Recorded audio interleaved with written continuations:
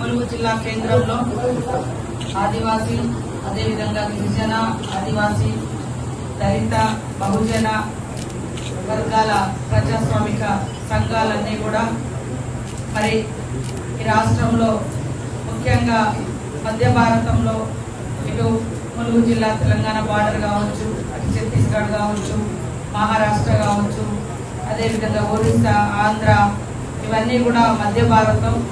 ఈ మధ్య భారతం అంతా కూడా ఆదివాసీలు విస్తారంగా జీవిస్తున్నటువంటి ప్రాంతం, అడవులు, కొండలు ఉన్నటువంటి ప్రాంతం. ఈ ప్రాంతంలో గత సంవత్సర కాలంగా కేంద్ర బలగాలు పెద్ద ఎత్తున మోహరించి అక్కడ ఆదివాసుల జీవనానికి కూడా ఆటంకమైనటువంటి పరిస్థితి ఉందని, పరిస్థితులు తలెత్తాయని ఈరోజు ఈ సంఘాల ప్రతినిధులందరూ కూడా మరొకసారి నా దృష్టికి తీసుకురావడం జరిగింది. అదే కాకుండా అవన్నీ ఒక ప్రత్యేక పాలన కింద ఉన్నటువంటి ప్రాంతాలు, 5th షెడ్యూల్ ప్రాంతాలు. మరి ఆ ప్రాంతాలలో స్వయం ప్రతిపత్తితో జీవించేటువంటి ప్రజలు, ముఖ్యంగా ఆదివాసీ ప్రజలు అడవులలో, అడవితో ఆదివాసీలకు చాలా అనుబంధం ఉంటుంది, జీవనాధారం ఉంటుంది.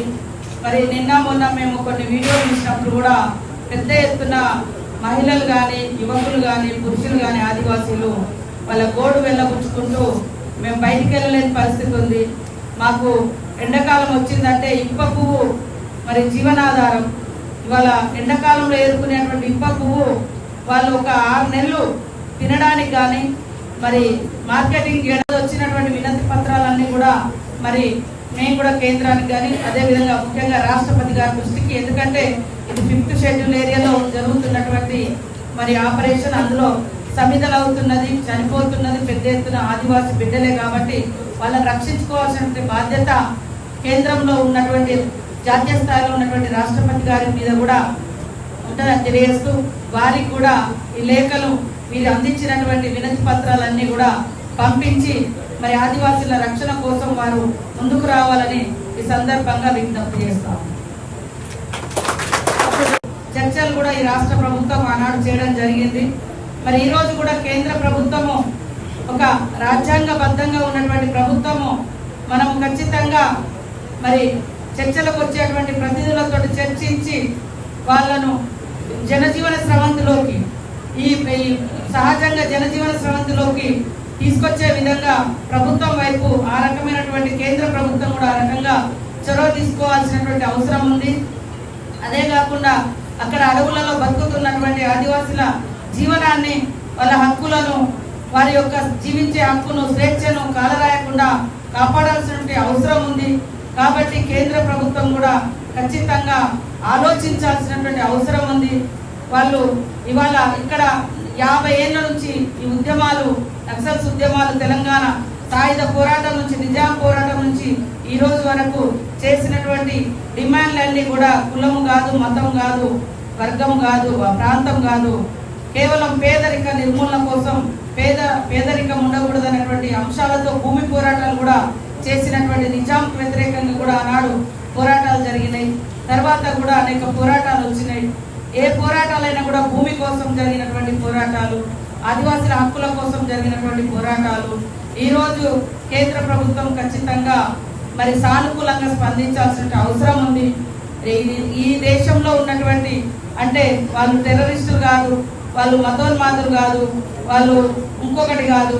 కాబట్టి అక్కడ ఉండేటువంటి సమస్యల మీద ఒక పందాలు, ఒక సిద్ధాంతంతో పోరాడుతున్నటువంటి వాళ్ళ పట్ల మనం చంపడమే మార్గంగా కాకుండా చర్చలకు వస్తున్నప్పుడు ఖచ్చితంగా చర్చించేటువంటి అవకాశం ప్రభుత్వం ఇవ్వాలని, కేంద్ర ప్రభుత్వం ఇవ్వాలని కూడా మనస్ఫూర్తిగా కోరుకుంటా ఉన్నాం. వర్గాలకు అమ్ముకొని 4 రూపాయలు సంపాదించుకోవడానికి కానీ అదొక ప్రధాన వనరు. ఈరోజు అడవిలోకి పోయి మరి పండ్లు కూడా, మొర్రి పండ్లు కానీ, దుంకి పండ్లు కానీ, కాయలు, గడ్డలు, మరి ఎండాకాలంలో కూడా కొంత చెరువులు దగ్గర పడితే, వాగులు దగ్గర పడితే చేపలు పట్టుకొచ్చుకొని ఎండబెట్టుకొని మరి ఒక 6 నెలలు, సంవత్సరం వాటిని కూడా వాడుకొని అవే కూరగాయలు, ఇక్కడ కూరగాయలు దొరకవు కాబట్టి అడవులలో దొరికే, వాగులలో దొరికే చేపలను కూడా వారు కూరలకు వాడుకుంటూ ఉంటారు. అదే కాకుండా మరి తునికాకు మరి రేపెల్లు నుంచి మళ్ళా తునికాకు స్టార్ట్ అవుతుంది. తునికాకు ప్రధానంగా ఆర్థిక వ్యవస్థ, 4 రూపాయలు సంపాదించుకునేది కూడా తునికాకు ద్వారానే.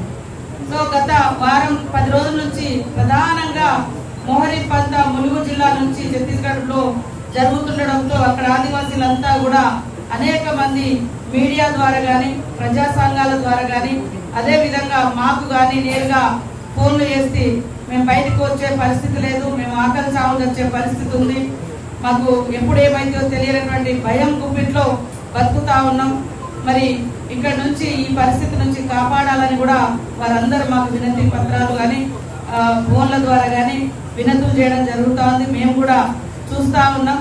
కాబట్టి ప్రభుత్వం, ఇక్కడ రాష్ట్ర ప్రభుత్వం కూడా ఈ యొక్క మరి నక్సల్ సమస్యను శాంతి భద్రతల సమస్యగా కాకుండా ఆర్థిక సామాజిక సమస్యగా చూస్తూ ఉంది. ఖచ్చితంగా గత దళిత గిరిజన సంఘాలు మేధావులతోటి దళిత బహుజన గిరిజన సంఘాలతోటి ర్యాలీ తీయడం జరిగింది. కేంద్ర ప్రభుత్వం కగారు పేరుతోటి మావోయిస్టుల పైన యుద్ధం ప్రకటించి వాళ్ళకు జరుగుతున్న యుద్ధంలో ఆదివాసులు అమాయకులు బలైపోతున్నారు. తాగడానికి నీళ్ళు లేవు, వండుకోవడానికి బియ్యం లేని పరిస్థితిలో, నీళ్ళు వేసుకో పరిస్థితిలో కూడా చాలా ఇబ్బందికరంగా ఉన్నది. ఆకలి తావులతో చనిపోయే పరిస్థితి ఉన్నది. కాబట్టి వెంటనే కగారుని కేంద్ర ప్రభుత్వం వెంటనే నిలిపివేయాలి. మావోయిస్టులతోటి శాంతి చర్చ జరగాలి. అక్కడ ఉన్న కేంద్ర బలగాన్ని వెంటనే వెనుకకు తీసుకురావాలని చెప్పేసి ఆదివాసులు రక్షించాలని చెప్పేసి ర్యాలీ చేయడం జరిగింది. జిల్లా కలెక్టర్ గారు కూడా మెమోరాండం ఇవ్వడం జరిగింది. మంత్రి సీతక్క గారు కూడా మనం మెమోరాండం ఇస్తున్నాం. అక్క వెంటనే స్పందించి కేంద్ర ప్రభుత్వంతో చర్చలు జరిపించి వెంటనే అక్కడ ఉన్న కేంద్ర బలగాలను వెంటనే పిలిపించాల్సిన బాధ్యత, అదేవిధంగా కగారుని వెంటనే రద్దు చేసే బాధ్యత, అక్కడ మావోయిస్టులతో శాంతి చర్చ జరిగే బాధ్యత అక్క తీసుకొని ఆదివాసులు రక్షించాలని కోరుకుంటూ ఇప్పుడు